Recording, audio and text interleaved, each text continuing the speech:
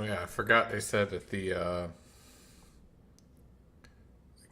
campfire or whatever it's called, the happening thing, the stream, the season one news stream from earlier today, where they talk about they're having another patch applied.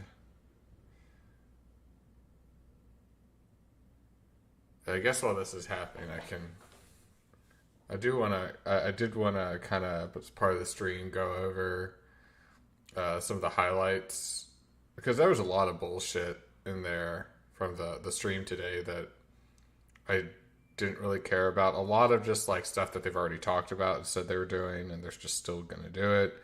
But I do want to highlight the actual like content that's coming with season one that we know of. Before I get to, I'm leveling a Sorc. So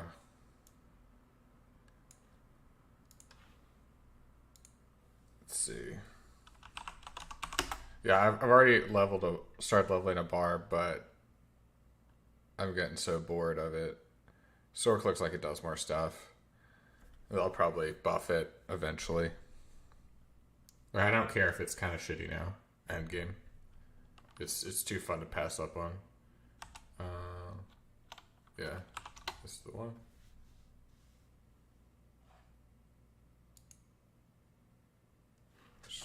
When you're free to test your limits, you can push yourself to new heights. Get in. Oh no, I want the original.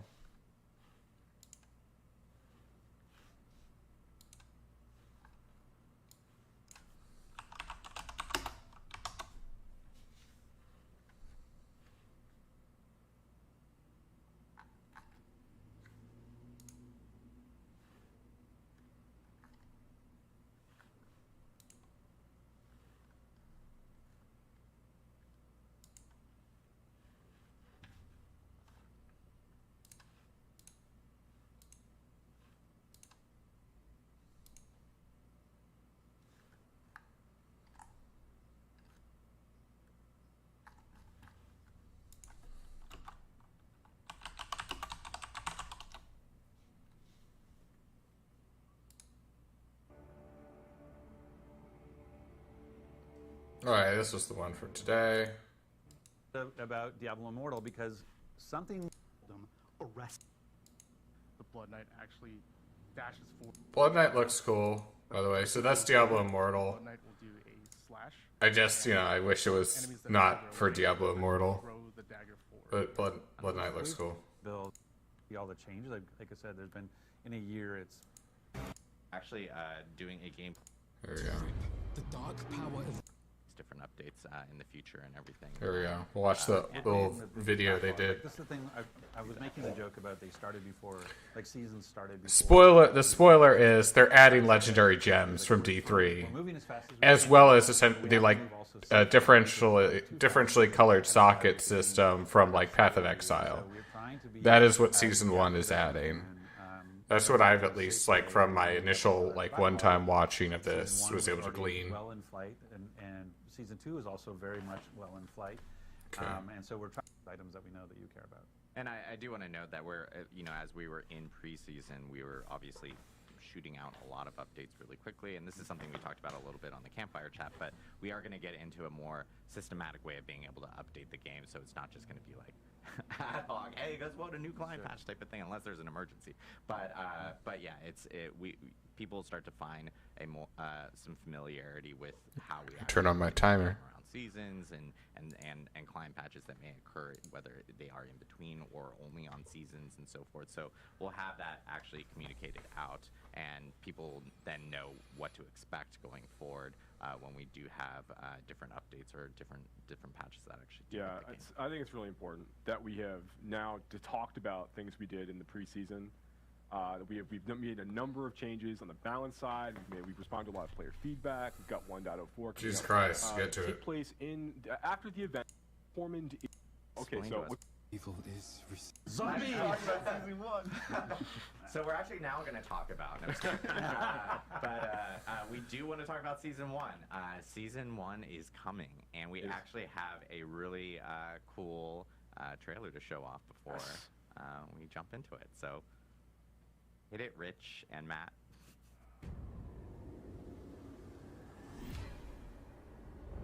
All right.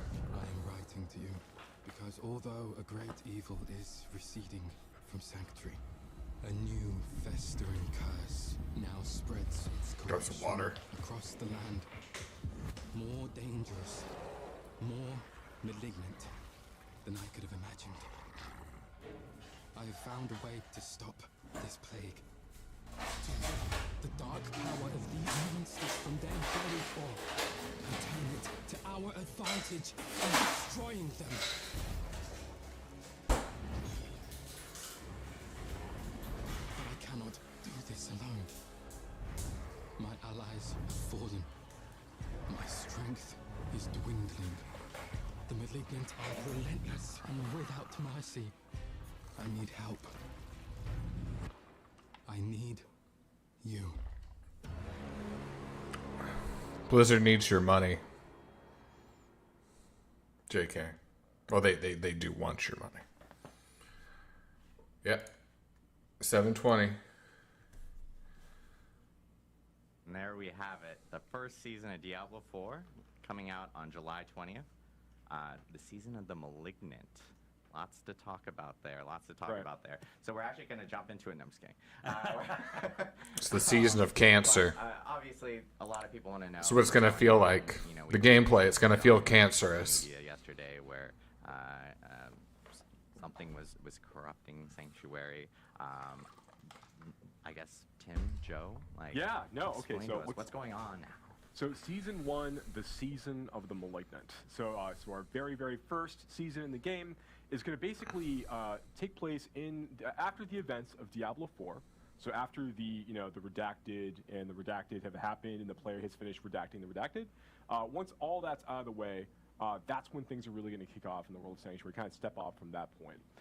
And there is a new threat that's basically emerged in Sanctuary. There's this malignance, there's this corruption that's begun to spread throughout like the hearts of the creatures throughout the world, and that's everything from like beasts to humans to demons themselves, everything in between. Can be corrupted by this malignance as we begin to take root and fester inside inside people. And it's basically kind of like it's changing them, right? It's turning into these bloodthirsty fiends. Effectively, they're going out trying to destroy everything. And it's threatening Sanctuary at a very, very, very high level. The player's going to come across a new character that they're going to introduce to over the course of the season. So weird to think someone playing through the campaign, like for the first time in season 1, they have like all this extra shit going on. And he's taken it upon himself to start trying to dive deeper into this new malignant threat. They have to collect all the renown over the course of these and beat the campaign events of Diablo 4's main campaign. Before they can do any shit. So yeah, play your Eternal character. Like start an Eternal character if you haven't, at least one. Yeah, he's trying. Like, I already have a lot of renown on my Barb, but I'm gonna go through and recollect everything on the Sorc I'm leveling. So when I start a Sorc for season 1 or whatever I start for season 1, I'll have all that. All those renown rewards already ready to go. All those skill points. Like I already will have those from my Barb. But I want the ones. I want the Paragon ones as well, ready to go. I assume you get those as well. Those carry over once you get to World Tier 3. Players will start the season in a season. Malignant actually in Kyovashad, and they're going to gain access to like the beginning of the story of the season pretty much right away. So you're going to start off right at level 1. Like jumping out of the gate and be able to start like following the thread of this new season storyline. And we're going to talk about the transition from the current Eternal Realm into the season afterwards. We're going to get through the season information first. Yeah. Well, then I know people are really curious about what happens to my current character. How do I think about that transition? But we'll get to that after we get through the season details. Yeah, that's absolutely right. So that's the kind of like the high level like what's happening. That's the theme, right? That's we have a seasonal theme with a seasonal story. But like, what about the mechanics? On top of the theme, there's usually the seasonal mechanics. So what's the mechanics that we're looking at? We're trying to add more stuff to seasons that appeal to everything that a player does in Diablo 4. So we are adding story, the elements of what you're going to find out about what is actually happening to Sanctuary. But then we want things that are new challenges for the player, things that you can fight that maybe you haven't fought before, as well as new powers, things that you can build your character in a different way, a different direction than maybe you did in any previous season, or in this case, in you're playing in the world of Sanctuary. Anytime you encounter any elite monster, there's a chance that it will spawn as a malignant version of that monster. So that malignant version is going to have... And it says malignant in the name. And some additional power. After you kill it, a heart will actually appear, the exposed malignant heart that was causing this. If you then interact with that heart by using a Cage of Binding, it now starts a ritual where it's pulling all the malignants in, and a new, even more powerful version of that elite is Cage spawned. of Binding. Why would you want this? How does this help you? Well, if you can manage to beat that even more powerful version, where you see these other minions are now helping it, these other malignant creatures, now it drops the caged heart. You've actually put all that malignant power into this cage that is an item that you can use that is kind of like a gem. It's like a gem in the sense that you can socket it into gear. It's a legendary gem. Not like a gem. It's a legendary gem. It has an enormous amount of power. Think of a legendary item, the kind of power that's in there. It's like that, maybe even a little bit more than... Or how about think about a legendary gem from Diablo 3, because that's exactly what it is. I'm pretty sure. These kind of stupid new broken builds that are... Of course, can you upgrade them? Because glyphs act like the gems in terms of how they're upgraded at the end of the Nightmare dungeon, similar to how you upgrade a legendary gem at the end of a Greater Rift in Diablo 3. Engage with Diablo 4. New problems for them to solve, new ways for them to customize their characters and kind of do new cool stuff. Right. And that's what Malignant Hearts and the powers associated with Malignant Hearts really allow us to do. So one of these things, so yes, you can take a Malignant Heart that you've managed to collect from one of the consumed that you managed to kill, one of these super malignant creatures that you've killed this way, and you can socket them into your gear. We have over 32 new, let's say like, I'm gonna pause this. 32 new malignant powers. You know, Cage Heart of the Picana can be inserted into vicious malignant sockets found in jewelry. So it's like the color, yeah, it's color. You can see like blue, red, blue. I assume there's probably like a green.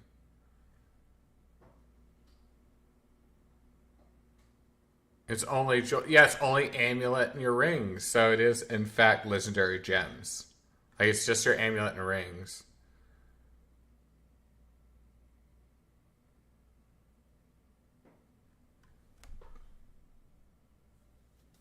Of course, some aren't like color specific, so I guess you can put those in any socket and they work. But once inserted, hearts can be replaced but not removed. Oh shit! So you got it gets destroyed when you resocket. That's fine. It's kind of similar to how aspects work in the sense that you can't just keep extracting aspects and imprinting aspects.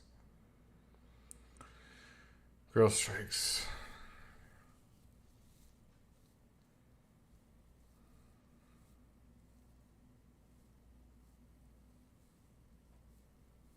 Okay. exactly how many powers. Technically, yeah. They drop. Powers are going out this I way. guess you can't upgrade them. They just drop it at higher levels when you do higher level stuff, I guess. Creatures for a certain amount of damage. So these like there's a lot of really powerful things like this that you'd be able to kind of like interact with over the course of time. But each of the malignant hearts you're collecting are actually like a category. They're associated with a color. So you have like, you know, brutal hearts, for example, or like have a blue color to them.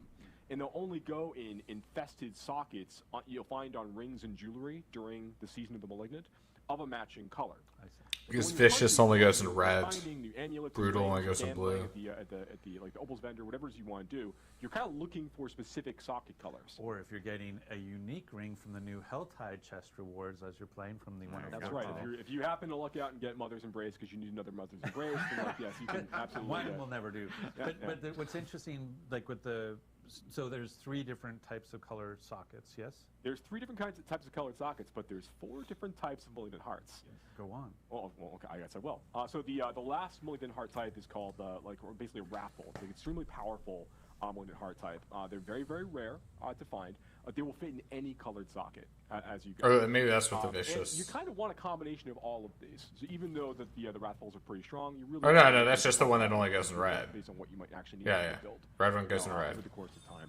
So it's Blue it's one fun, goes in blue. Like really want to be able to experiment with again creating these. They should have like showed each of the like example, like should give an example of each one. Unfortunately, they did not. New powers. They can unlock different builds potentially yeah. for classes. To Tim's point, and just basically be like a really fun, exciting new way for players to kind of inject new power in the experience. But you're looking for the. So can the jeweler, when the jeweler right now can add a socket to, you know, a piece of jewelry? Yeah.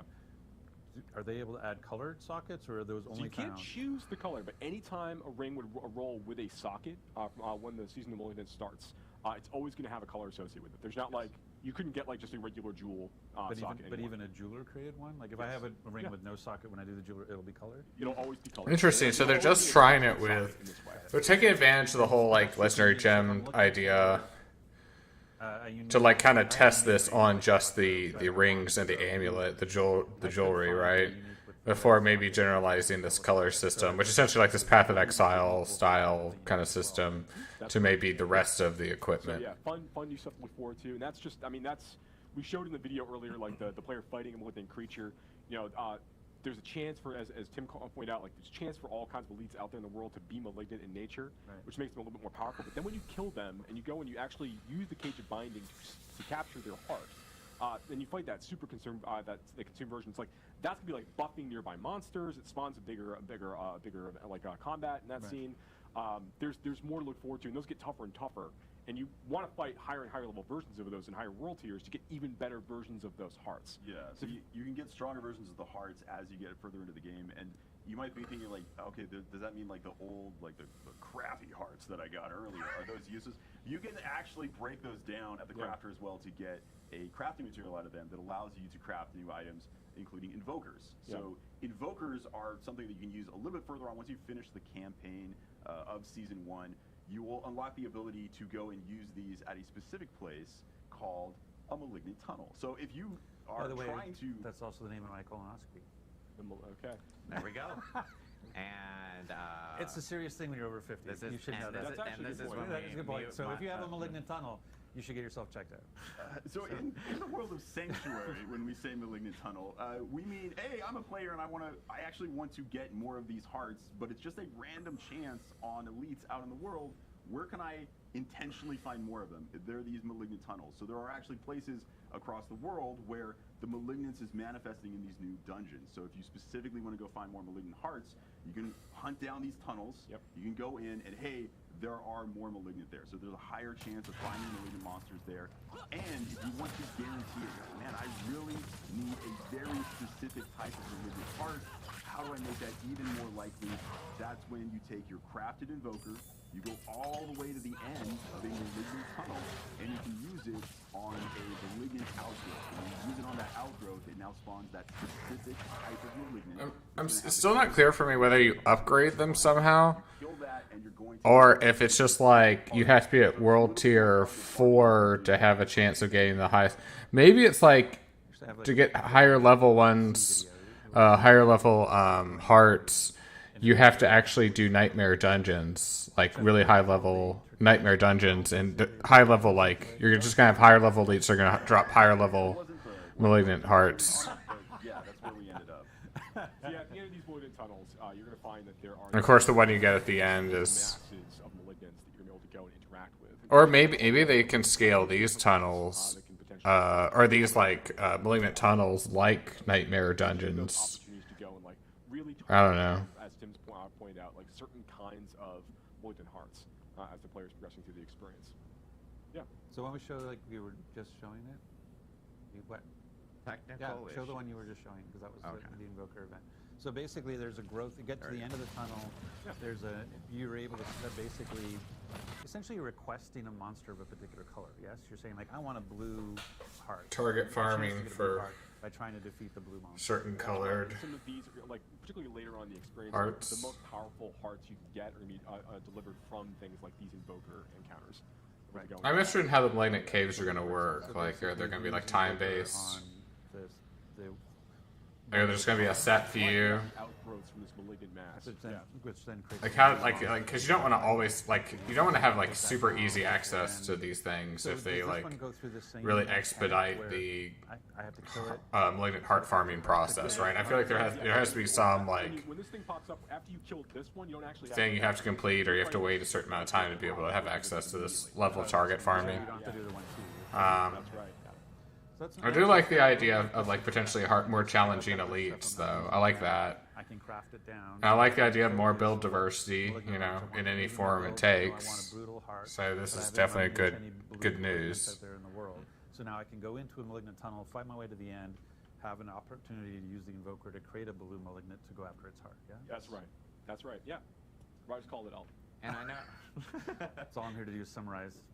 That's good. He's like. But you have to break down stuff to get the invokers, so. Two sentences. And I know, like, obviously with the. But I think just having like certain areas where there are a higher population of these like higher priority monster types, right? These malignant elites. I feel like you shouldn't always be able to just like go into that instance and do that. Or it's called legendaries and the Malignant Cave. Uniques. Thanks for that. Those are not just in the seasonal realm, though, right? Are those things that are also showing up in the eternal? That's right. Those will also show up in the eternal realm. So exactly. Yeah, if you're a player who's like really trying to continue to progress your character in the eternal realm, there's now a few new items for you to go try to hunt for and use to kind of augment and change your build. This is the moment where I can do the producer thing. Okay, yeah. So yeah. You probably saw before on the screen when we looked at the cinematic was awesome, and we said July 20th. Oh my God, there it is, the day it's coming out. We are actually putting out the patch a little bit earlier, so just for awareness, so everyone knows. Which we get new weapons for our Eternal characters on the 18th. All of the stuff coming to you that is going to turn on July 20th. Balance changes, the new items. Yeah.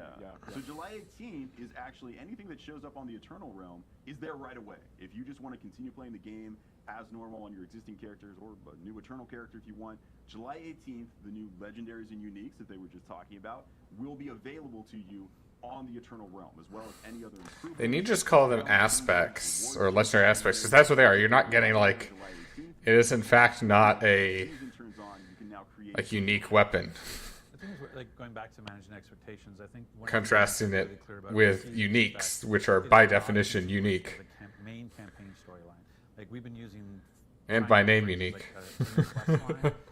Working with Corman to solve the malignant. But yeah, that's just like there aren't legendary items in this game. It's not extending that story. It's sort of a there are legendary aspects which turn, which can be put on items to make them more powerful, and does change their color from yellow to orange, thus looking like a legendary weapon from, say, Diablo 3. But nope. Now, it would be amazing if there was some way to sort of track my accomplishments through the season. I don't know, maybe some sort of journey perhaps you would be really... You want to track your seasonal journey through some kind of feature. I don't know if I could tee that up any higher for you. We went from golf to T-ball. So I love this concept. I think it works really well in Diablo 3. I'm glad they're bringing it to Diablo 4. They're going to, like, I think they're going to pull up the... more clarity. Hey, look, it's this, but without... Oh, they haven't pulled it up yet. Right now. That's right. Yeah. So this is no top secret. Yeah. So this is the battle pass introducing as part of season 1, and then going into here, you'll see the. Here it is. You can see that they got like chapters 1 through 4, similar to like Hadrick's Gift. And then they have 3 after that, opposed to 5 that you have in D3 to fully complete the season. In order to allow you to progress that chapter. And you don't have to do all of them? You don't have to do all of them. You have to do a subset of them in order to advance to the next chapter. So I think it's really cool. So like objective to objective. You can like choose not to do 2 objectives, so even early on, like this on chapter 1. But you're also, for your chapter completion moments, you're getting big drops of that. Each time you complete an objective, you get something. That's pretty cool. You're also going to be getting some, like, include a bunch of aspects for your codex. Unlocking new legendary aspects, ones that you can't normally get through the Codex of Power, through like dungeon completion, and also many of our new. I assume it goes to the Codex of Power though. If you're playing in the seasonal realm. And I hope it. I wonder how that works on our Eternal characters. Like, Do you have to play the season to get the aspects on your Eternal character, like the ones we're playing now? Diablo 3 and its sort of journey. Hold on, wait. Or is there like an alternate? Thing that you really don't want to do in order to progress, and the fact that I don't have to do that here, that I can choose a subset of things to continue my progress, I think is really smart. Yeah, I think it's really good to hear. It's one of the things we really want to do is make sure that like the base example of this is like we really like letting players use our fields of hatred as opportunities to kind of like progress their characters inside of the season, but we don't, and we want to include that, Which is the season PvP journey, fields, yeah. which is the PvP content in the game. But we don't want to make that like a requirement that you must go do this content in order to progress your season journey. We want to give players the option to do this if they choose. One thing I do want to call out here as well with the season journey and character, to your point, say like one thing. We highlight here. And then you have system. Right. And here, okay, we can actually finally reveal all of these. So here are the places where, as the players collecting these ashes, they can invest. Actually, I haven't watched this. Give all of their characters on the seasonal realm, kind of like this advantage will to carry through. So whether that is like bonus to like XP earned from monster kills, like we call out here, or things like boosting the duration. But you just gotta do it, all right? You gotta do it, or else you're wasting more time because you're not leveling as quick. Linear or not, but if I would assume with linear, I can do it 4 times at 15%, so like 60% duration on elixirs, in terms of that particular, the earn or prolonging. That's right. Yeah, we want to make this just be an extra little fun little thing for players to chase as they're going through the season to kind of. Oh wow! I mean, everything in the game seems to scale linearly, upgrade-wise. Into progressions this season and give them a cool, few different advantages. Which gets pretty crazy for certain things. If I were to max out with my smoldering it's a little crazy for certain things in the game. It's just like another 15% and another 15%. It's pretty crazy. Especially when that thing is like crit chance. Crit chance is so easily buffed in this game, or modified by like abilities, aspects, and like skill tree, Paragon shit. Like crit chance, like there are ways with so many builds to just crit all the fucking time. So you just put everything in vulnerable and crit. You just put everything in vulnerable and crit, and everything else kind of works itself out. Someone were to use tier skips, for better or worse. Even though they might get to the tier that says free smoldering ashes, it doesn't actually unlock until you get to the level requirement. Yeah, for like, for example, like the first ash duration. Actually, look at this. So, what's that? 18 plus 18% eventually. I know 12. Sorry, I cannot count. Yes. 3 times 4 is 12. Yeah, so yeah, plus 12% boost to XP earned from monster kills. That's pretty good. That's almost like the difference. Like it's like plus 15% is the difference between World Tier 1 and World Tier 2. So it's just adding another 12% to that 15% increase if you choose to do that. Of course, I'll probably hit the ground World Tier 1. So it allows you almost to play at like the World 2. It's actually kind of cool. That's a cool. I don't know. Yeah, I mean, I just any way to like level to 50 quicker is nice without having to do like group play. Boost the amount of, so this is 20% when fully leveled. Boost the amount of gold earned from vendor sales. That's awesome. Or 40% at fully leveled. Boost the chance of rare materials from salvage. That's awesome, actually. Because you don't often get, like, you'll break down like early Legos and like not even get like a legendary crafting material from it. So yeah, it scares me. Like you already mentioned, it's 60% finally with boost duration of all elixirs. They last for like 30 minutes. You're getting like over 45 minutes then at that point if it's a 60% increase. Right?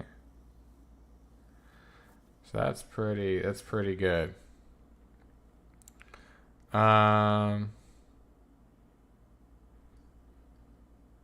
Even though like in some way, like what's the difference? It's such a larger time scale at that point. What's the difference between 30 and 45? Like you just buy another one. You probably have enough gold by the time you're having to use elixirs to do nightmare dungeons. Yeah. I forget. Yeah, I think like actually what do elixirs do cost like actually like the plant materials you collect and shit, but there's a way to convert those at the herbalist anyway, so I don't think it matters. And finally, we have this better be nasty. So plus 20% to boost the chance powerful malignant heart drops. Okay, that's just honestly that's a little underwhelming for something I'm gonna get like way later. I guess at what level are you like? I'm not sure exactly how these work. Let's watch. In terms of that particular, the Urn of Prolonging. That's right. Yeah, we want to make this just be an extra little fun little thing for players to chase as they're going through the season to kind of, help them like. So you level all of them like together, basically. Like you have to, it alternates. You're not gonna. Advantages to play with while they're playing through. Because I assume this is linear. You don't get to choose. I assume. Like Urn of Prolonging is where Like as you progress through the battle pass, you have no choice. It's in the order it's in that you progress. Almost a 50-minute elixir, so getting that 5% XP boost. Maybe for me, it's the extra 200 thorns and the 200 armor. Okay, that's really cool. Yeah, and give you boosts to like get more opportunities to earn like the or better million heart drops that can occur for you as you're playing. And these are available to everyone because who's in the seasonal realm because it's part of the free track. Yes. And they are limited based on. They're also limited based on level of the player, so that even if someone were to use tier skips, even though they might get to the tier that says free smoldering ashes, it doesn't actually unlock until you get 40 isn't that for example, like the first like you can't get to 40 super quick in this game, so that's interesting. They definitely thought that through. As an example, just to make it really, really clear, like you will be able to use this in time, but immediately, like you need to continue to progress your character and like continue to level up. In D3, you can get 70 instantly for the group.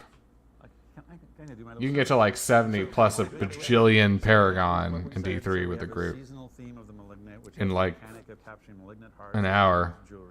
Less than that. To complete our season's journey. Our season journey is rewarding us favor. Our favor we're then putting into the battle pass to get really cool cosmetics and transmogs, but also based on our level and our tier in the battle pass, we'll get Smoldering Ashes. We can use those Smoldering Ashes to apply a season's blessing, which allows us to use those urns and get sort of perks for during just this season that we've unlocked. That's correct. So the free person's experience. It's pretty good. It's more grindy content. So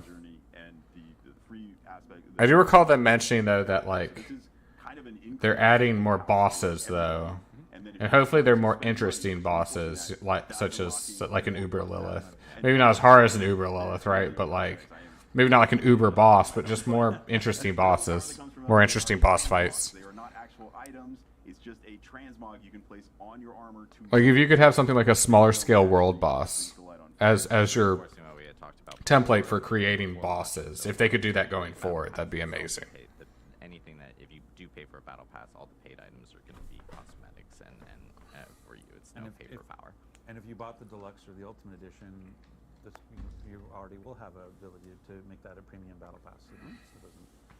Which I have. Great for them, of course. So then let's talk a little bit about the transition. Let's play the game. Side of it. Yeah. Or wait. How I go into this or what happens. So there's a couple of different things. There's like one is like there's a need. So there's a question. I guess we should talk about renown. Like one of the big things that we hear the most about is, hey, I spent a lot of time, and I know I did too. I completed all my renown objectives. I've got full everything, and now I hear, oh, I have to re-roll my character in season. Do I have to go find all the altars of Lilith? Do I have to go all clear the fog of war again? Yeah, no, because that's what I'm about to do. But it definitely bears repeating. So like when season 1 goes live, you know what? Let's just do that. We're able to go basically.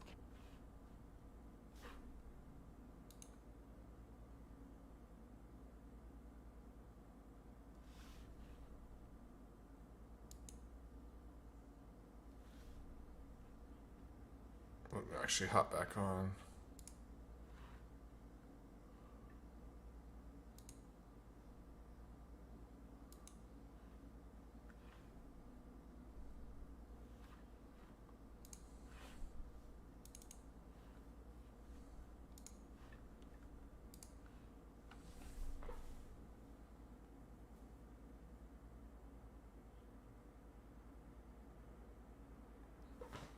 Good. Everything's working. No technical issues. So I was actually streaming this like while it was live streaming earlier. This update, and it was right when a storm hit, and I lost internet.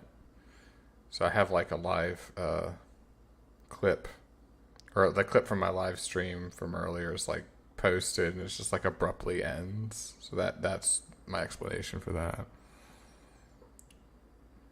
Alright, I'll be back in just a sec. Oh, there we go. There we go. Look at that little... You can't quite see. Season 1. I'm, of course, at World Tier 1. Level Elspeth here. Oh, man. What things are they going to try to bait me to buy in the shop? Oh, good lord. They know I'm a sucker for the mounts. I seriously think the in-game, like just the normal in-game armor you get's good enough, transmogs and stuff, but man, they're gonna get me. They're gonna get my wallet with these mounts. I know that. I know that for a fucking fact. Maybe not this one. It's supposed to be like Lilith's mount.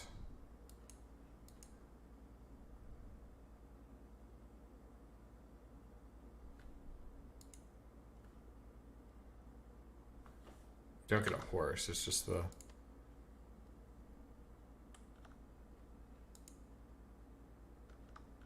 I was looking at that. That season pass had some better mounts. That's all I'm saying. Just fine.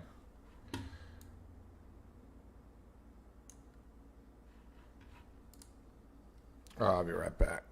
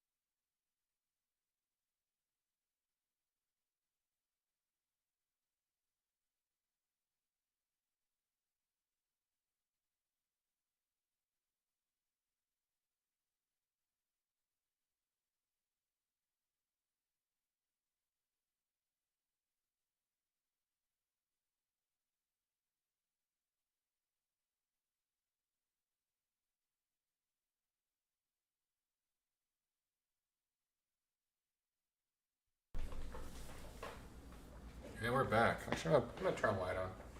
It's getting a little dark. Getting a little dark in this room.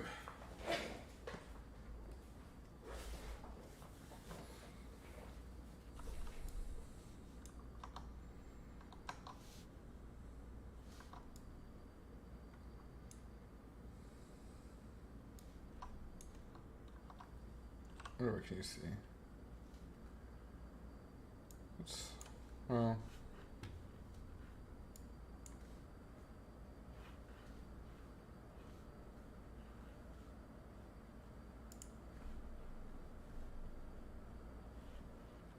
Oh, I'm looking at my cursor. That was funny. There we go.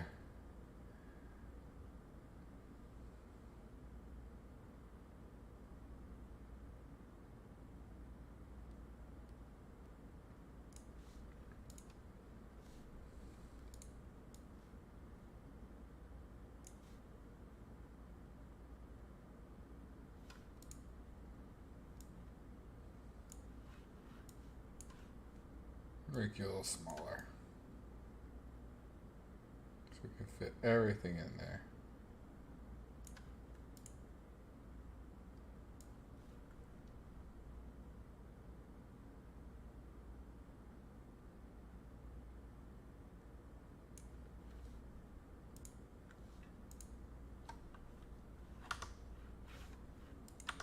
There we go. I still prefer this down here.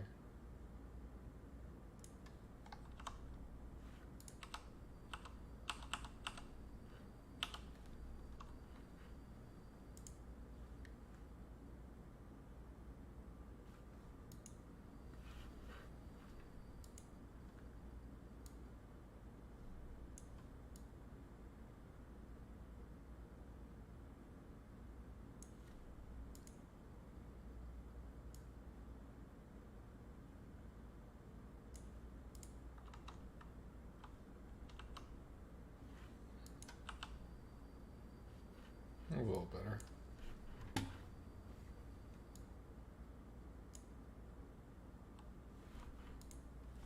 We'll just roll with this.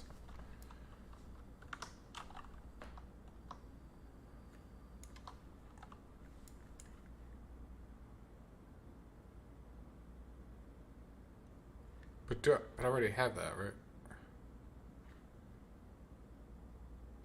I haven't done Whispering Pines yet.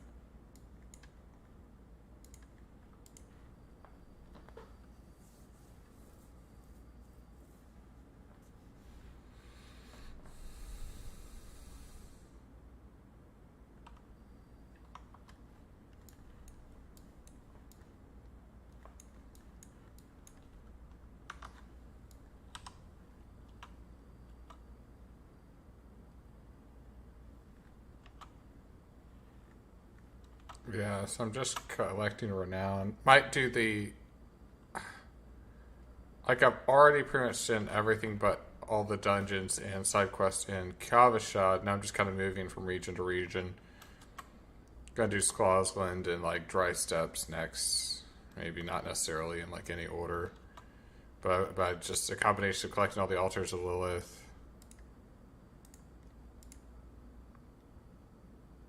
As well as, like, getting all the... Like, I'm definitely targeting, like, the Sorc aspects for my codex, but... Just kind of indiscriminately going for dungeons. Of course, I'm doing this one because it's going to get me, like, Tree of Whispers. So you do 2 of these types, and you get a Tree of Whispers cache. Oh gosh, it's just, like, in front of me, isn't it? I'm just leveling the Sorc right now. I'm not necessarily going for any particular build right now. But I do notice the Ice Shards is a nice, easy way to start with a lot of power. Unless this recent patch just nerfed the fuck out of it. I don't know. But it just, you know, typically... That guy's always there. You're always here.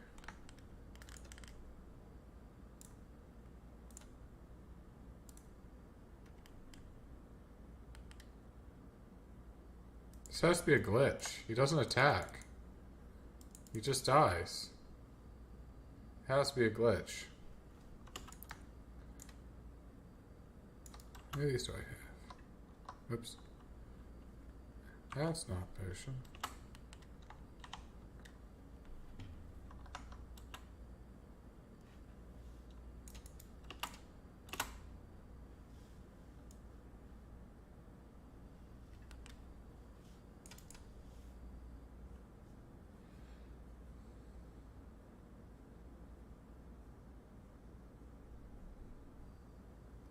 Maybe put some like sweet jams at like a really low volume, so I don't just have silence going.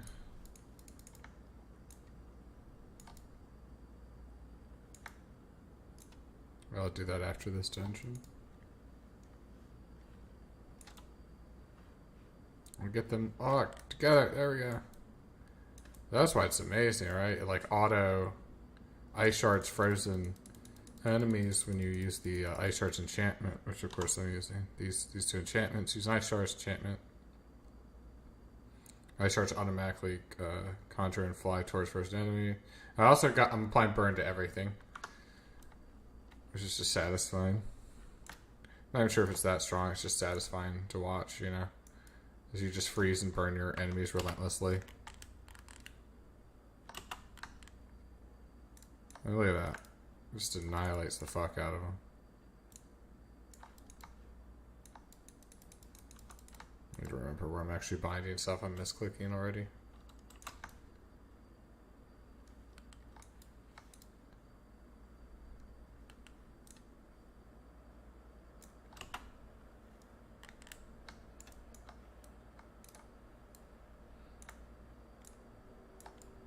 Slay the gatekeepers.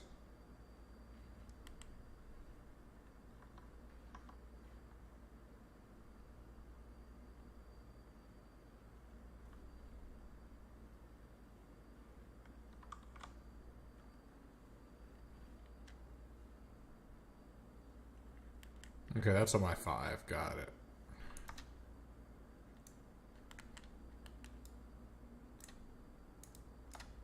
So good. So good for single target. And like the actual, if I can just like get to spamming Frost Nova, if I can get that cooldown close to like 0, which I'm sure is very hard to do. Man, this build is just insane. You just auto ice shards everything.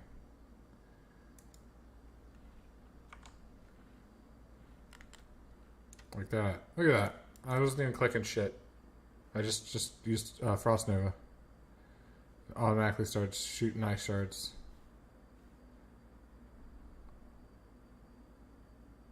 While you have barrier, casts of ice shards treat enemies as if they were frozen.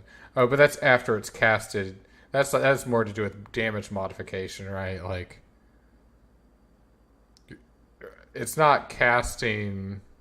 It's not thinking things are frozen when they're not frozen in terms of proccing this. I'm pretty sure. Pretty sure it doesn't get right. Otherwise, ice shards would just be constantly flying at everything. Is that chilled as if they were frozen? Wait. No, just while barrier's active. I guess I don't always have barrier active. I should look at that. There's a barrier. I don't think I'm using ice shards. I don't know. It really didn't look like it. I keep forgetting this World Tier 1. I'm like, why is this so fucking easy?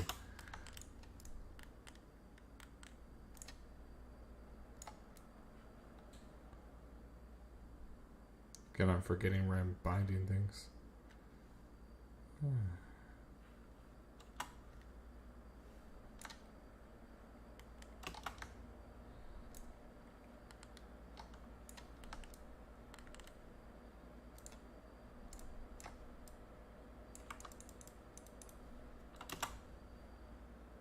All gold is precious. God damn it.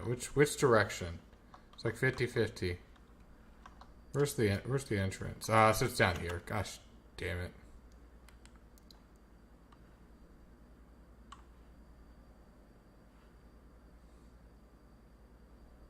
I'm just gonna set my timer going.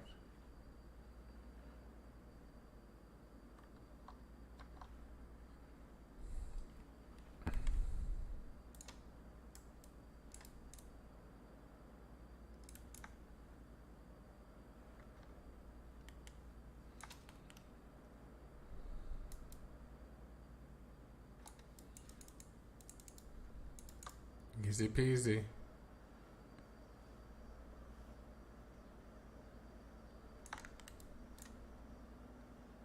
Literally melt this fucker down. Jesus, die.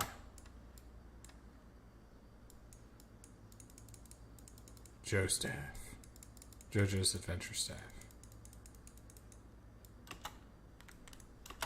Whoa. Whoa. Look at y'all. Look at you all. Look at yous guys. Just doing damage. Just doing more damage, yeah. Can you be frozen though? Yes, you can. I'm freezing you, bitch. Frozen elites themselves can be frozen. Fuck, what just happened? Some weird laggy shit just happened. Let's just move through this shit. It's right over here. It's where we need to go. It's where we need to go, right over here.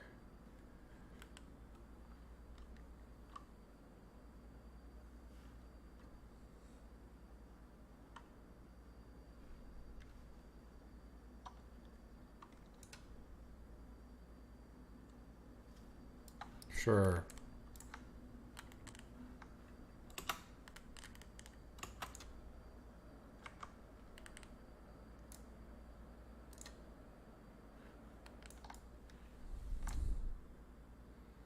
What the fuck's even happening?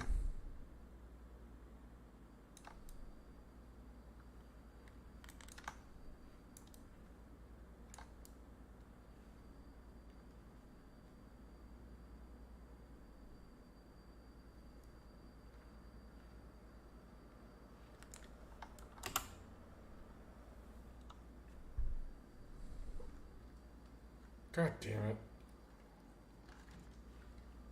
I see him waiting for me, right? I see him waiting, like, annoy the fuck out of, player. That's the goal here.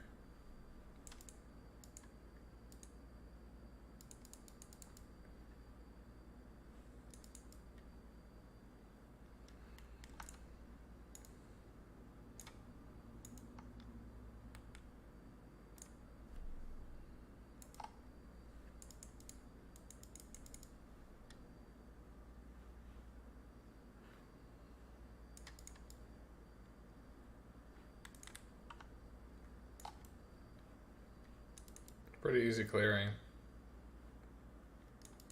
Again, roll tier 1 though, so. Shit.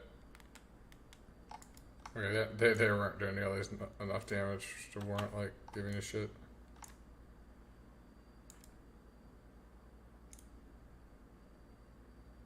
Pretty good killing just with the basic skill. I can't wait to spec out a basic skill. But, like, damn. Doing alright right now.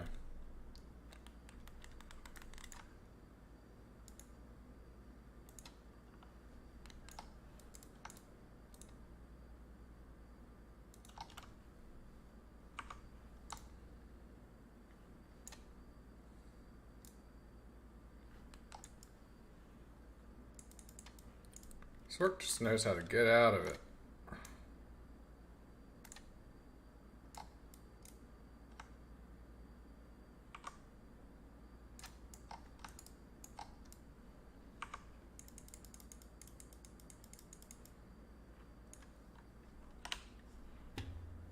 Good, that's showing up.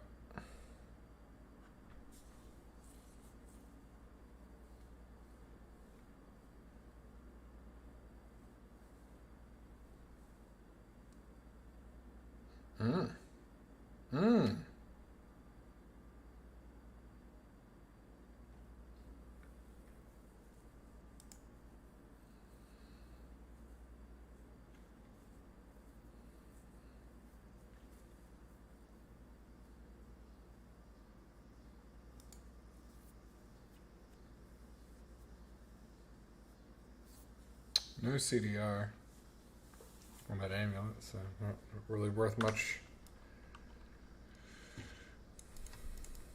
Maybe it doesn't matter at this point in the game.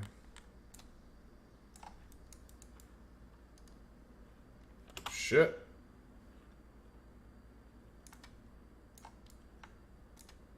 It's ricocheting, yeah. Just gonna alternate between basic and core. Oh shit, what's happening? I don't want to do an event.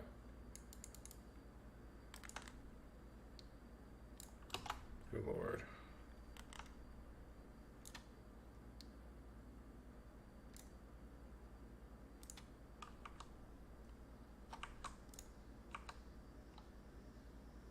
Could have teleported out of that CC. I need to remember that teleport has immune.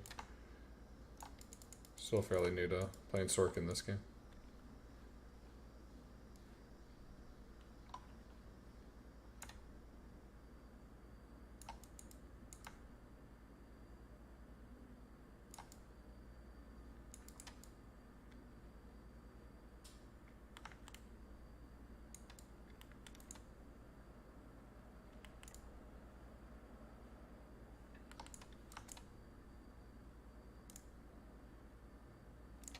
Oh shit. You're an elite. You're not just a shaman, you're an elite.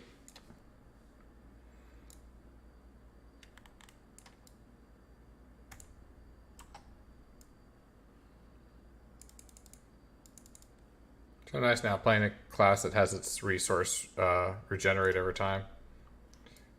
Mana does. I'm sure other classes it does as well. Barb, of course, it does not. Fury depletes. It's basically the opposite. Depletes when you're out of combat. This is amazing. I can just start spamming moves. And all I gotta worry about CD, I don't have to worry about like as much in terms of like resource, you know, stats. I don't have to prioritize stats that like allow me more resource gen or less resource like consumption. Rather I can like just prioritize CDR rolls, cooldown reduction rolls on equipment. I keep like not hitting Frost Nova. It doesn't look like these guys are like doing any damage anyway. These like exploding dudes. Like I don't even need a protection shrine. That's so stupid. I'm too tanky right now. I keep actually hitting teleport instead of Frost Nova. A little misclick happening.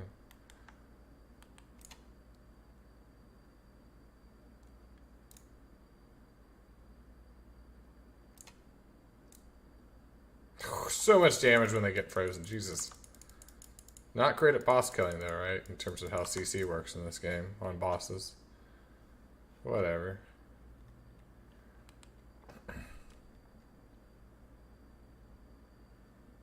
Oh, shaman.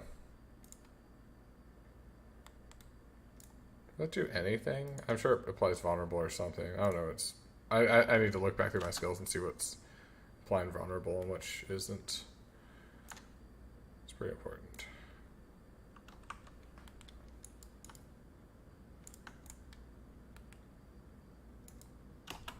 Oh, he's just bringing it back. Duh. I need to kill him. You focus him.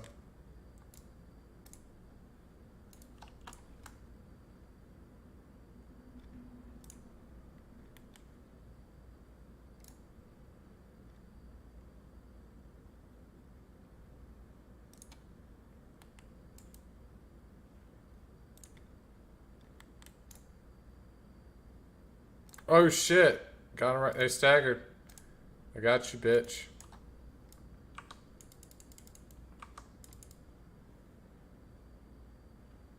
So I got that. Well, he's got Tree Whisper shit. I've already gotten this. I've already done this on. I think I already did this with my Barb. So I think I got renowned for it, but well, brain fart. Oh, there we go.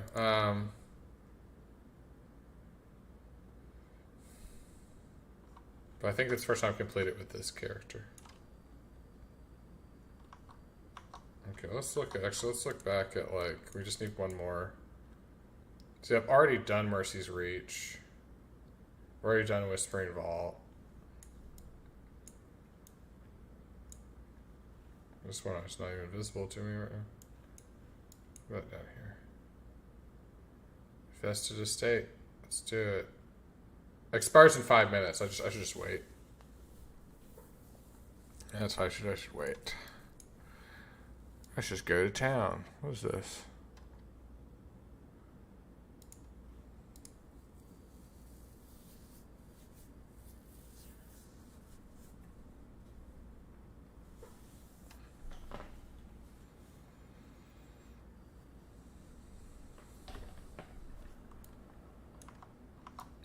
It's pretty cool that one of those like seasonal bonuses was just more gold for selling equipment like this.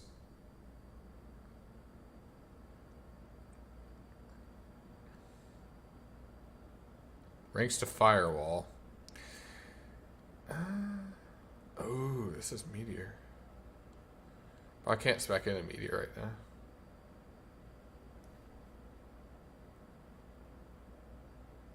So just having an intelligence roll is actually better for me right now.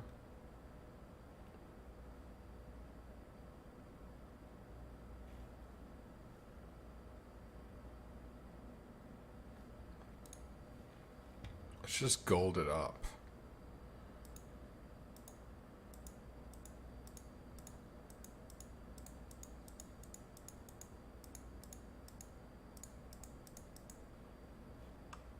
So much gold. Like what?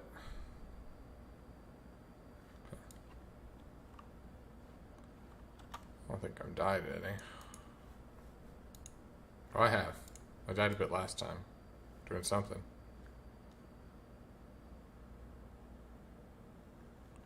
I think I was trying to take on like a part of the map that was still like locked at like 45 plus. When I was like less than 30 or around 30. That would explain that. Especially the World Tier run.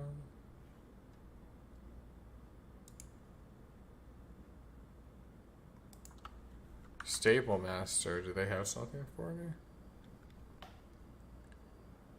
Or is it just letting me know there's more like cosmetics? Trophies. Oh, it's just it's these things. Huh.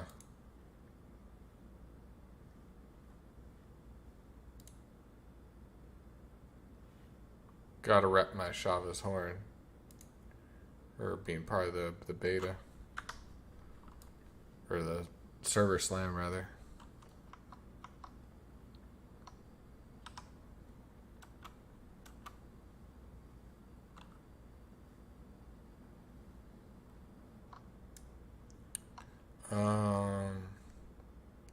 Let's just do more of these. I wouldn't mind just like 100% in Kelviship, but I also know I have to like collect renowned. Like I've actually on my barb, I already have the first 3 tiers of renown, like all the world tier 1 and 2 renown, claimable, buffs. I have all those unlocked in my other account, so I'll have that ready to go for this season. It's just I don't want to like during the season have to like continue playing that barb if I don't want to. Just to unlock the rest of the renown for my seasonal characters, so I'm thinking of just redoing all the renowned with the Sorc. Gonna kind of be a pain, but so you can see I've already like done all the world tier 1, 2 stuff. All right, my goal is basically to do like all strongholds, all waypoints, all altars of Lilith, all areas discovered. That's so easy. And then these are the 2 grindy ones, right? Side dungeons and side quests. Side dungeons are worth taking out first, I think, because you get the aspects. Then you'd probably move to side quests. But I'm not sure like the total amount you earn. First, I'm not sure what these thresholds here are. I forget like how much you need, if you need to do everything to get this, or how that works.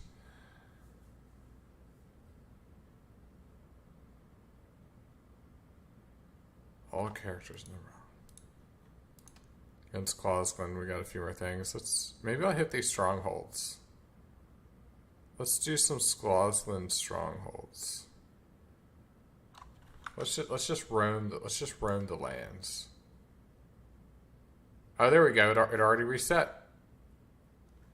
There we go. Let's do it. I was able to ramble for long enough, for at least 5 minutes.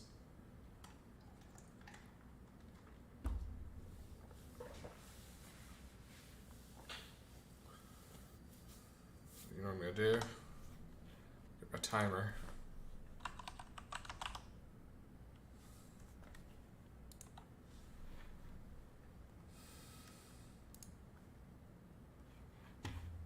So I guess we're already on YouTube's.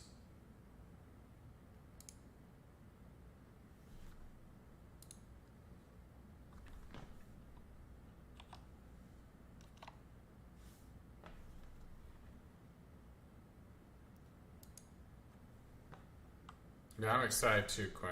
I'm excited too. Put legendary gems back in the game. Let's see. Or like lo-fi. Let's just see what we get for this.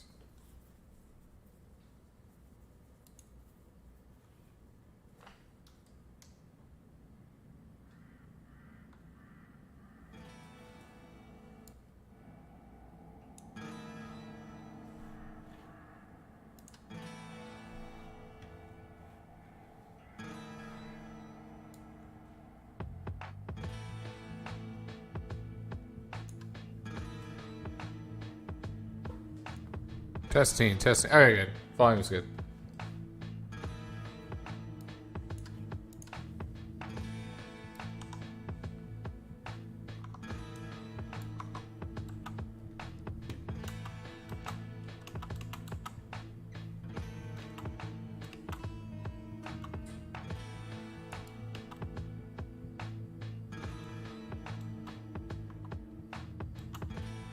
This game's slow paced enough where like lo-fi works better than like something faster paced.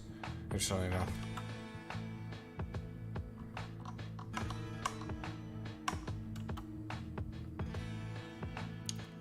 I've already explored this whole fucking world. Gotta do it every single time.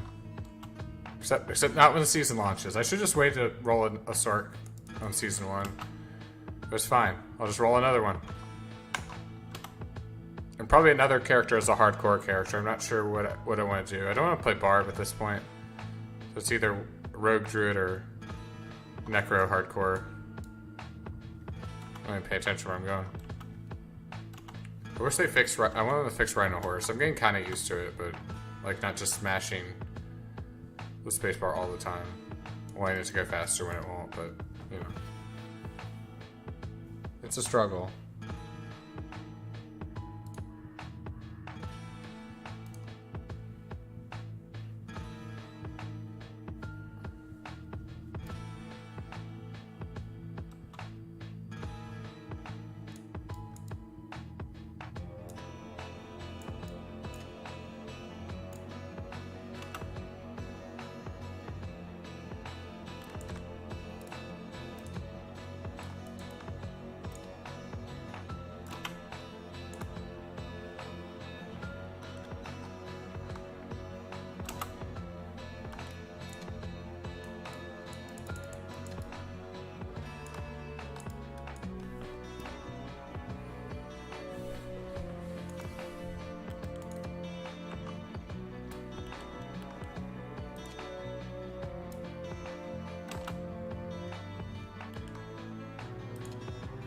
So much extra burning damage. Alright, that's an interesting interaction between Flame Shield. It's doing 40% damage. And it's just like... I guess how much has burn? Yeah, burning's trying to... Yeah, okay. Flames for 2 seconds. 40 per second.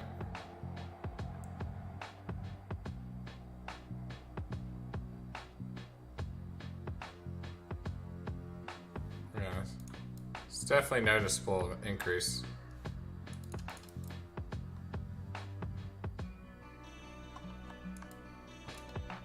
It's also funny, it's just like Frostbolt now burns, which is great.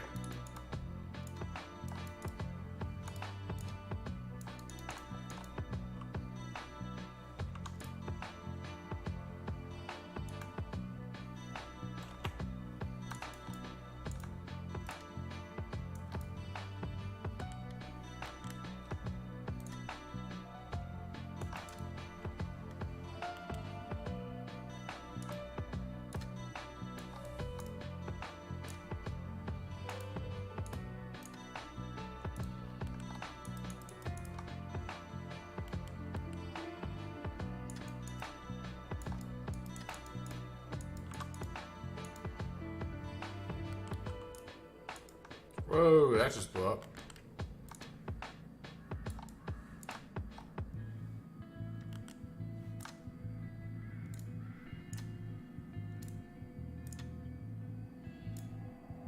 Can you freeze them while they're burning? I assume so.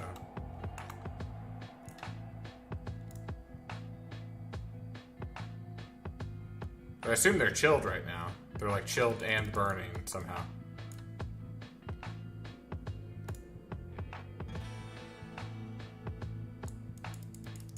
So much damage. Maybe I can't tell if they're like chilled. It's hard to tell if they're chilled with the burning going on simultaneously, I guess. I guess it'll tell me. Right? No. So good. Oops. Elite's gonna pop out.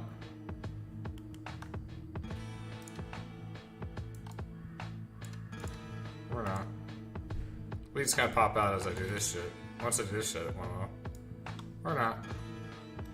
I fucked up by healing. Not that matters when you have fucking 9. Start out with 9 potions. It's fucking ridiculous. About to level.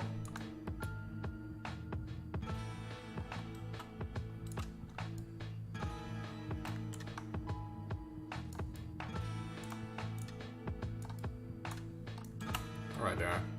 Just gonna get past all this shit. All this fodder.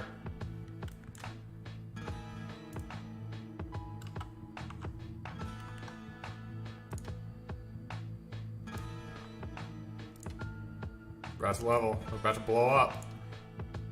Aww, that's sad. There we go. That's some AoE right there. Love Lane does the best AoE. It's best fucking AoE damage. You just like metagame. Go into Uber Lilith like level 99. Like just about to turn 100. And just blow it right at the beginning. Just blow up on her, you know. Level 100. I doubt that's how that works. I doubt that'll go over well if that's if you're like having to resort to that kind of shit. You're not just going in at level 100 or whatever. I highly doubt leveling damage is gonna do much to Uber Lilith.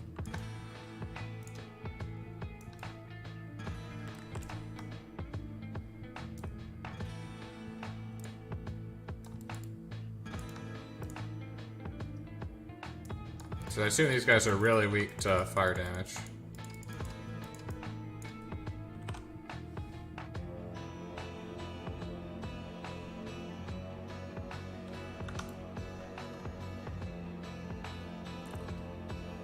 Oh, that's so dope! He's such a big boy. Did I totally miss him with the AoE? I still froze him.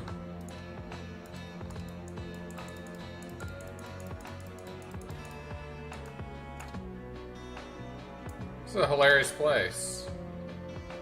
Huge ass bears. Like Elden Ring sized bears.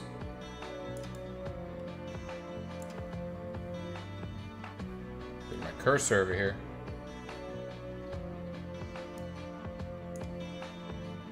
Testing. Whoops. It's about to die, playing around with my stream software.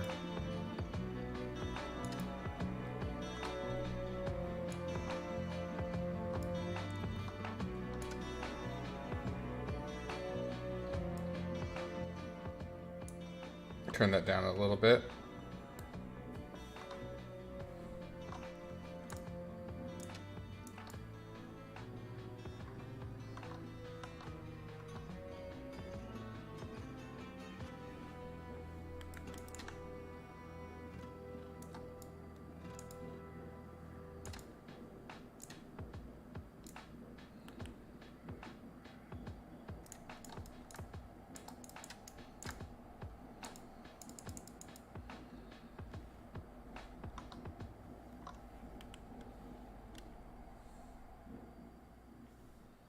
What the fuck is this?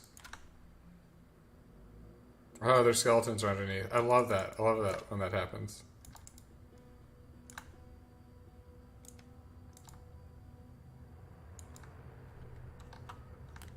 Oh, nice. The wilderness music from D2. Love the drum part. Like the tribal drum part. It's the same with there's like the... in like Luke Guillaume or whatever it is. Like the desert place, Act 2 and D2. I also like the drum beats in that one too. When you're like just like traversing the desert. Amazing soundtrack. Goes without saying. D2 has by far the most amazing soundtrack of all the Diablo games. I don't want to do this shit. Wait. Yeah, there's no objective there. So it's either one of these two. So we know probably this is like linear. So maybe we'll try that one first. Maybe we're being greedy. Maybe I'm totally wrong. And the bad guy is there. And that's where you go to the next zone. It's a gamble. This is probably where you go to the next goddamn zone. Or no. Oh yeah. Oh. Oh. Oh. Oh. Oh, there we go. We chose correctly.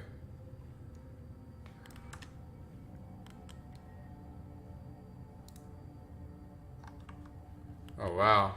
This is tough.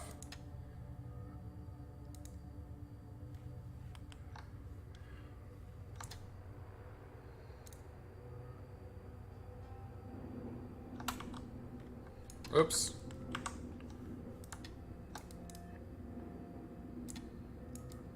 That's how we do it. Patience. Patience. Not too much patience, but it takes a little patience sometimes. Maybe we just keep going this way. This is where my greed gets me.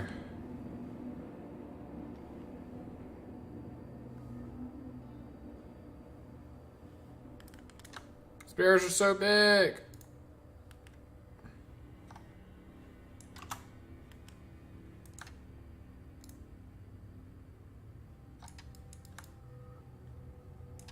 Damn it. Click him.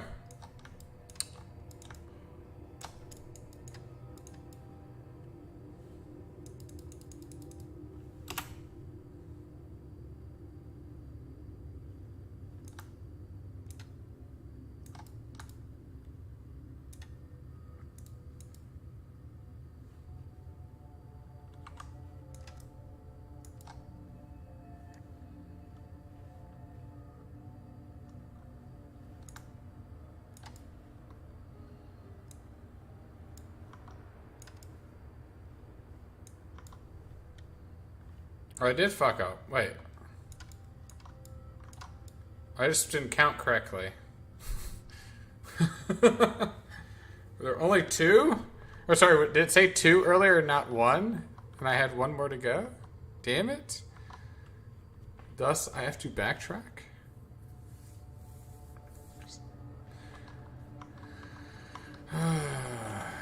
Maybe over here now. Yep. There you are. Yeah, because I was waiting for a big animal. So it's a bear, a porcupine, and a... It's great. Mammoth, I guess. It's a mammoth right there. I'm gonna get out of that. I think I'm getting CC'd. Yeah, I'm getting slowed.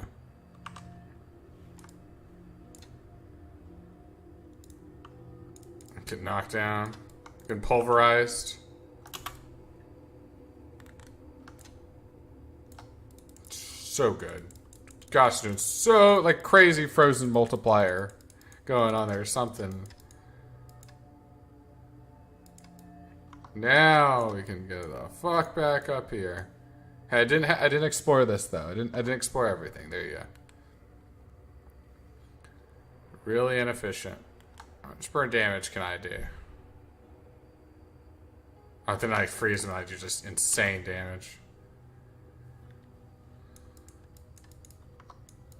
This is all basic skill. It was literally just like flame shield into basic skill. What was it called? I keep calling it basic skill. Frostbolt. He's too low to the ground.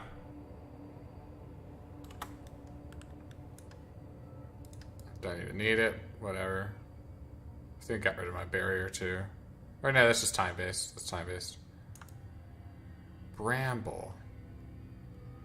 As if I care.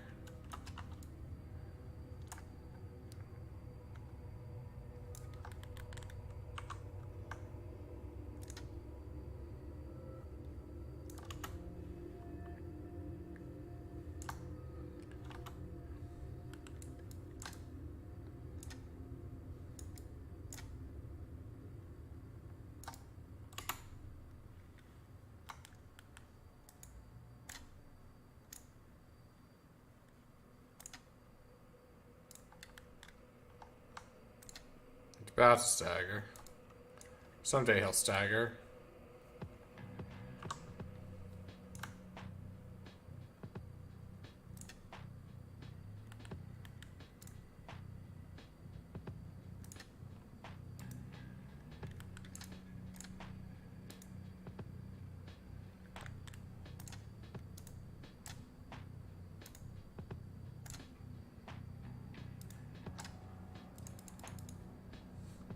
So what's up?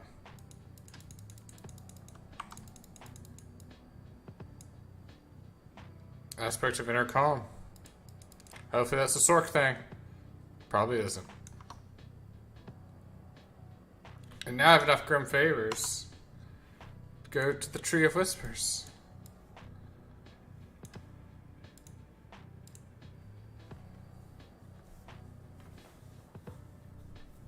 Okay, that didn't take me too long, but I mean, I kind of fucked up a bit, so it's like definitely less than 15 minutes, right?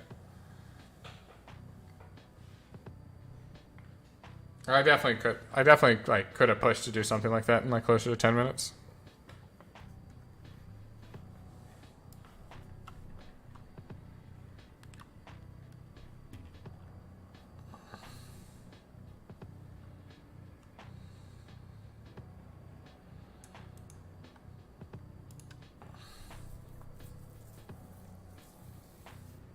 What's the shittiest, right? Like, what's the shittiest thing I had? Boots, helms, or...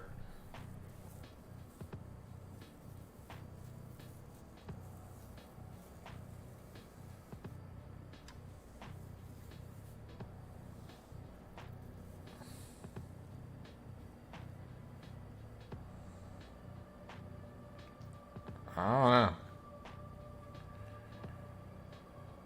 I'll try to get better gauntlets. Really just in it for the XP. Oh, and I think I can, like, just... So this is definitely helping with my, like... I've already... Fuck it.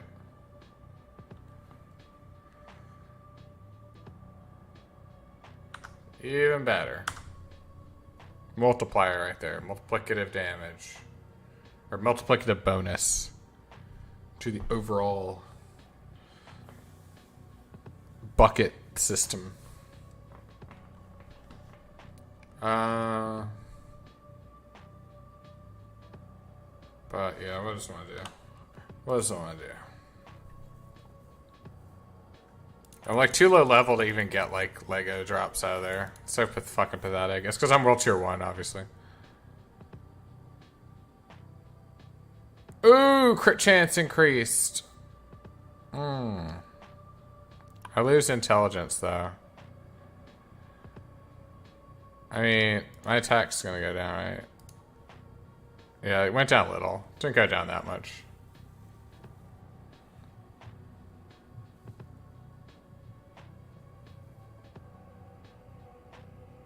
Oh, yeah, I don't have Frozen Orb. Oh, I did get this. Damn. And that's... No, Ice Blades is a summon thing. Conjuration. Yeah. I don't know, because this has pretty good drop. Stat-wise. Pretty good roll. Would already have. Yeah. I think I did it for the XP anyway.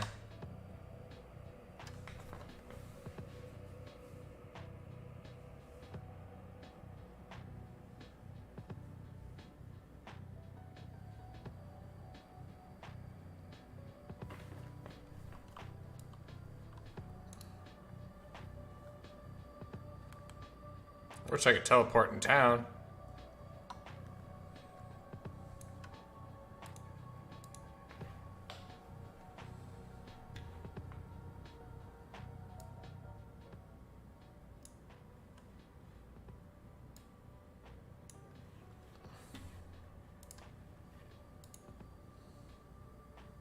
think I'll just sell all this shit.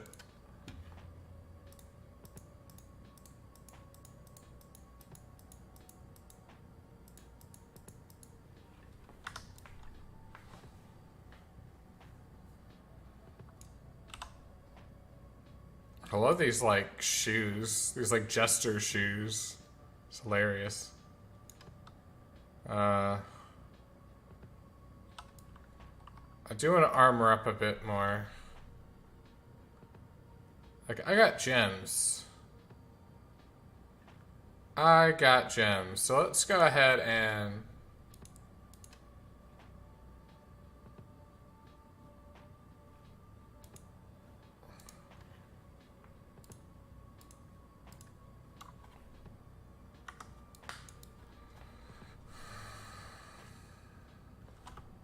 That's what my horse is for. Oh, do it.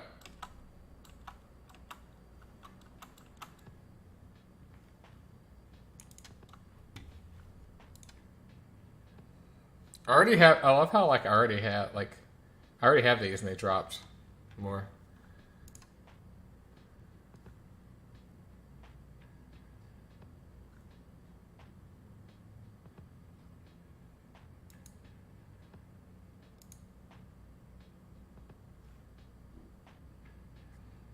Interesting. Interesting how that works. Like the images on of the legendaries change to the whatever class in like sex you're playing.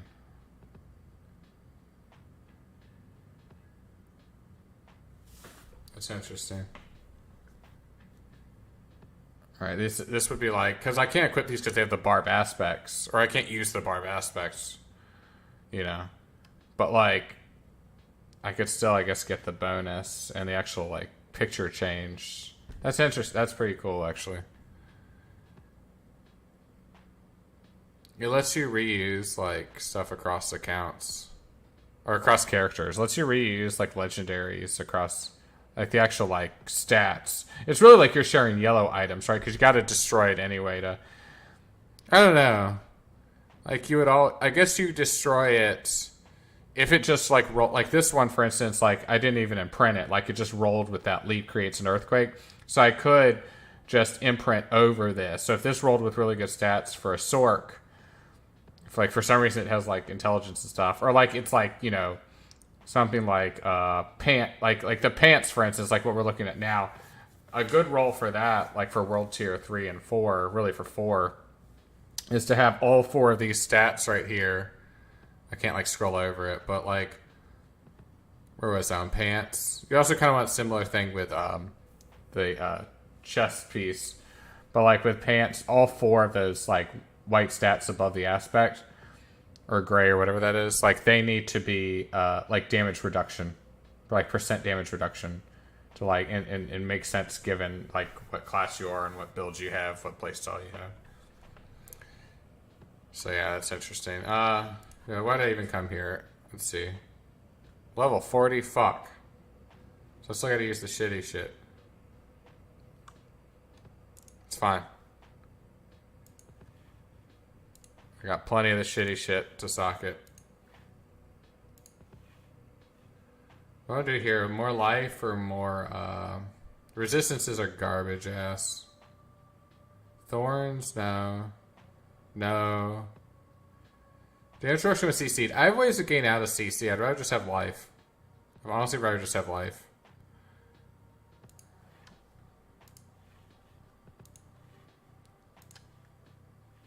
And of course, emeralds. In the weapon and offhand.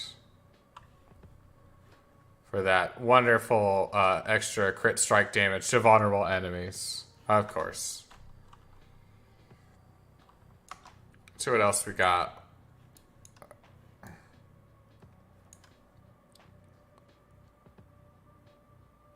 Oh, I gotta do the, that might be a good way to end it. Let's see. 1 hour. So I haven't done Prison of Chaldeum yet. I actually haven't, not even on the other account have I done this after conquering it. So we will conquer it first. I've already done Grim Depths.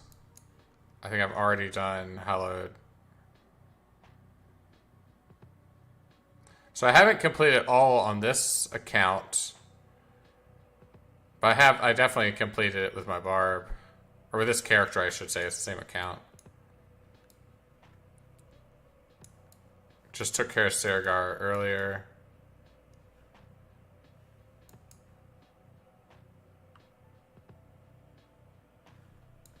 Yeah, let's do these. Let's do both of these. So ultimately we'll do 3 things. We'll do a dungeon in Kyrgyzstan. And we'll do a stronghold and a dungeon in Hawazar. And we should be able to do that within an hour. Hopefully well within an hour.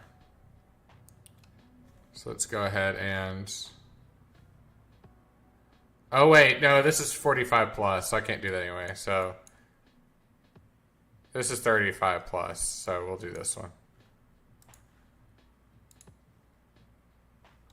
So it's quicker.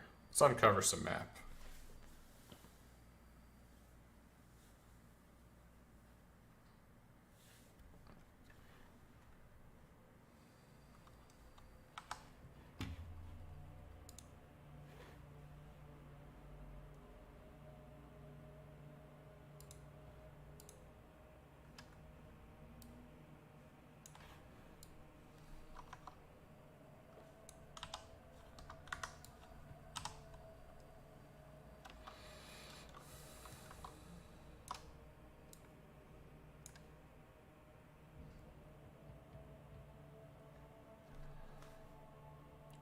Let's explore some more of this territory to the east, just get more renowned in Hawazar. See, now we're not like abysmally underleveled. We're just one level lower than everyone. Not an altar of Lilith. Okay, wow.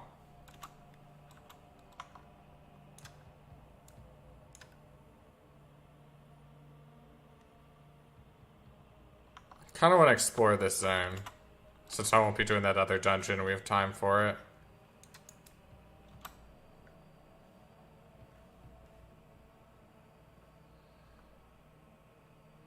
I swear that the content I hate the worst is the Altar of Lilith farming. It's not that it's hard, it's just so mind-numbing, which says a lot for a Diablo game.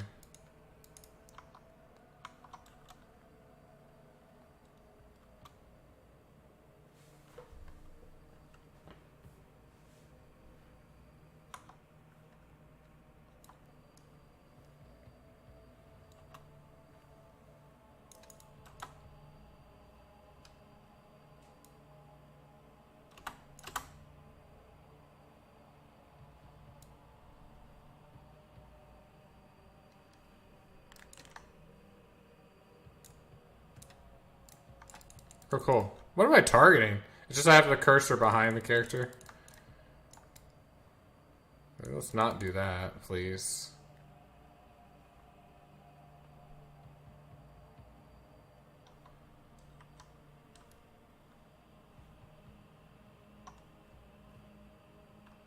Trailer goblins suck. I'm not even stopping for it.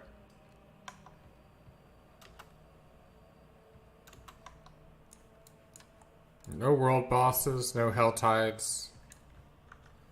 I guess I'm in world tier 1. So, I guess that's a world tier 3 thing. World bosses aren't, though. Where's my world bosses? Nice. And here we are. Go ahead and start that timer. See how long it takes to do the stronghold, then the dungeon after that you open after doing it.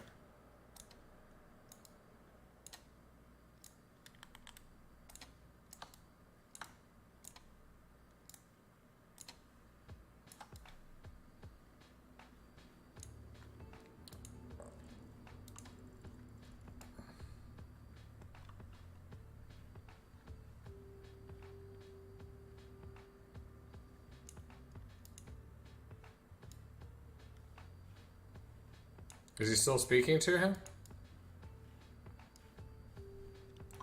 Are we still speaking?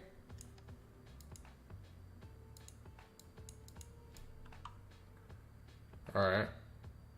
Is any of this going to get opened? I forget. I've done this before. This is open. But this is the way out. Okay. Okay. Sure.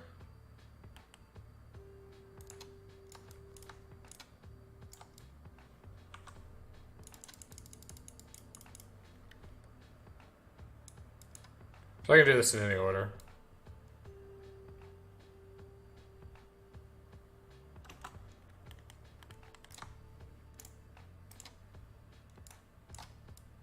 Goodbye. They're all sad because they wrongfully betrayed their friends. Their magic using friends.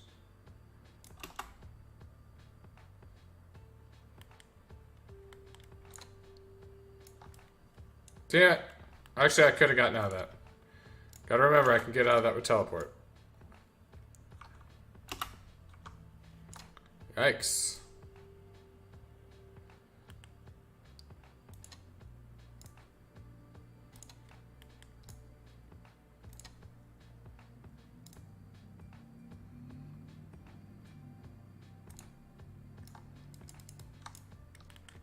Damn it, I gotta remember, I can teleport out. Oh, and I just like accidentally like misclicked Frost Nova when teleporting. All around horrible. So just to show you, I have everything bound to my mouse except for dodges on my space bar. Oh, obviously there's tons of key bindings for like UI stuff on my keyboard. But for the most part, I just use like shift and control for force move, force still, like stand still, respectively. And then the Q for potion, tab for map, Z for horse, E for mouse, pretty default. But like when it comes to skills, all my skills are also like they're of course bound to the keyboard, but they're bound to the mouse as well. Oh shit, some Legion thing's just starting up. Where'd I see it? Or is it a boss? Ah, 4 minutes. I have 4 minutes to like... Shit. I think I just want to go to that, actually. Damn, what a conflict. Maybe we can still make it if we try to do this a little quicker. I can ride my horse in here, though. Yeah, stronghold.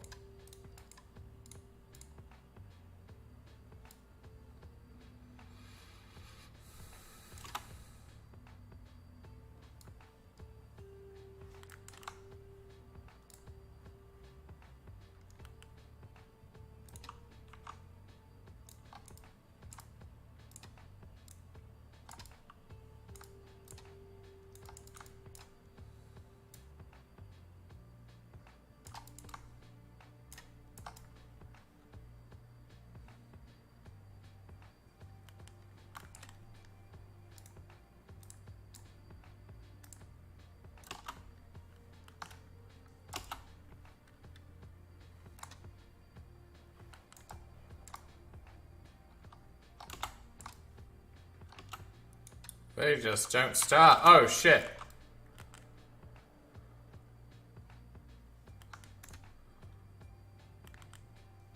Why isn't that working? Uh-oh. My key bindings aren't working. No. That's the one danger of, like, putting on my mouse. Yeah, so I gotta just manually... There we go.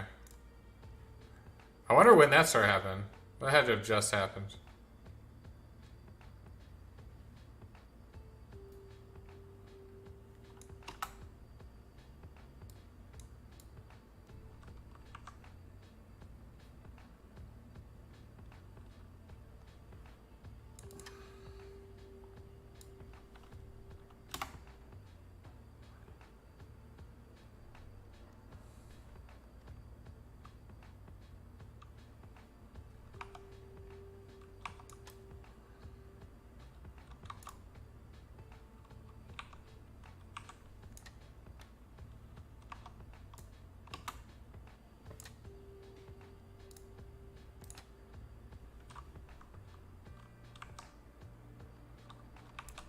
Oops. I gotta use my keyboard.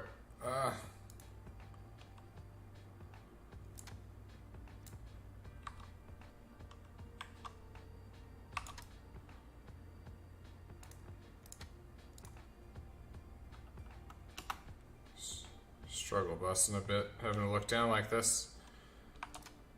Have everything committed to muscle memory on the mouse.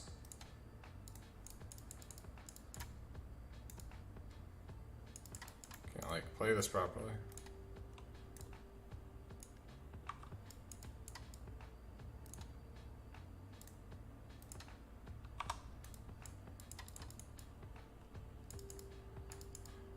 God damn it. Whoops. There we go. Didn't kill the shaman. There we go.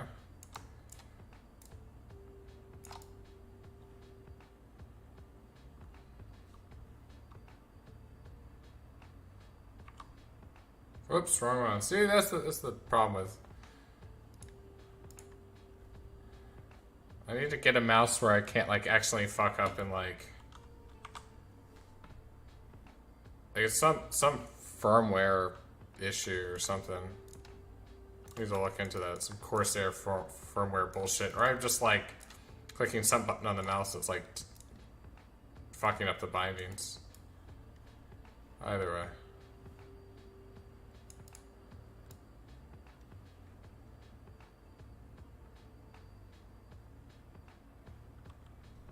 So 6 right now is Frost Nova. It's so weird. Like, both my shields are like...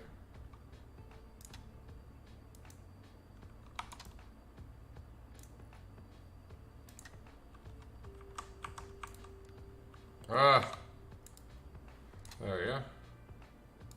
Like, this isn't as hard as it's looking right now. It's just I literally have to, like, look down at my keyboard. Oh, there we go. At least got an Ultra Lilith. There we go. One less Ultra Lilith bullshit. I wonder if I can, like, cheese this. Oh, yeah, I can. I wonder if this reaches. Oh, yeah, it does. Of course, they just get resummoned.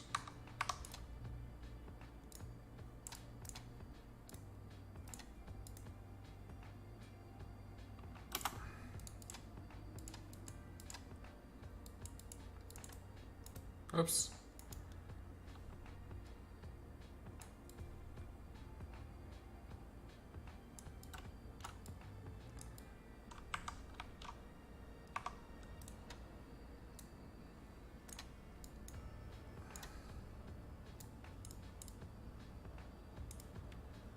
Grave dust. Not sure how important that actually is.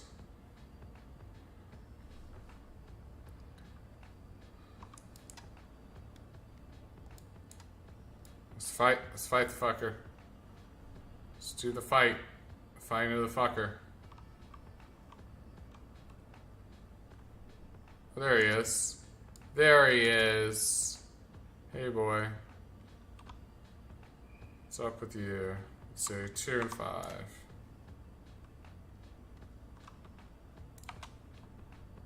I should have Frost Nova at the beginning to get him vulnerable. So Ice Charge isn't getting vulnerable, Frost Nova is. That's nice, AoE vulnerability. So 3 is teleport, 2 is shield. Oh shit. Yikes. Again, this would be so much easier if I wasn't, like, looking down at the keyboard right now. He's got these potions, right?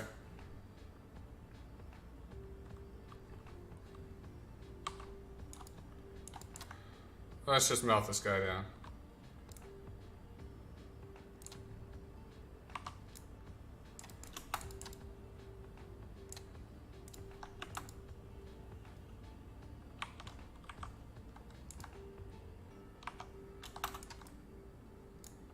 See, it's worth it to apply Vaughn. That makes sense.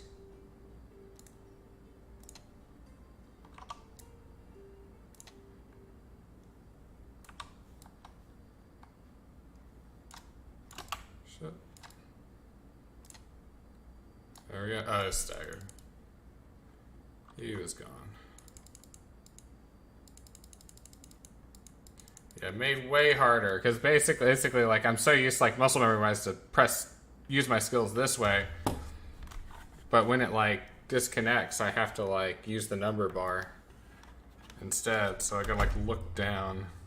I like don't remember. They're not like evenly spaced. It's not like if you were like intentionally like, or I'm stumbling on my words. It's not like typically where you'd have like all four of say these skills. You'd have like left click, right click, and then all four of these skills as like, you know, QWER or like ASDF or like ZXCV where they're all adjacent. The way like the mouse bindings work, it's like I've got them in this quadrant up here, so it's like 3, 6, 2, 5, which is weird because it means like there's like a 4 that's just dead and doesn't do anything in between the spacing.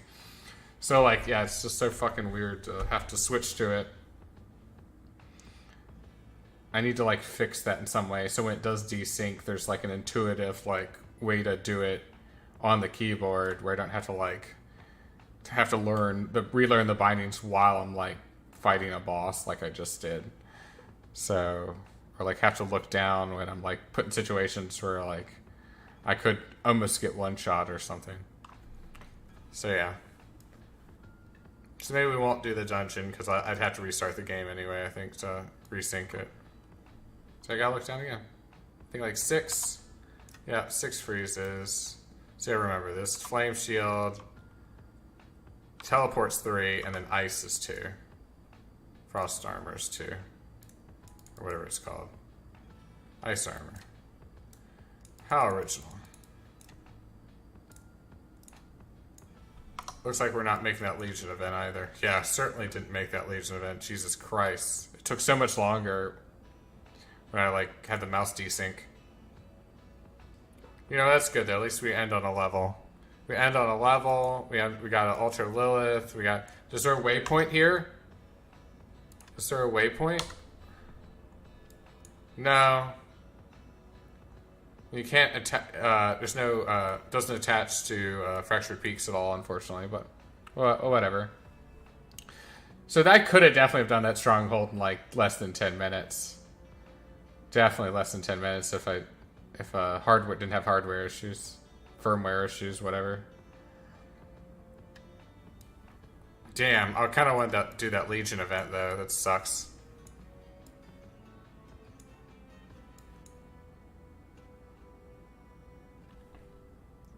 Word. Well, I think that's going to be it for tonight.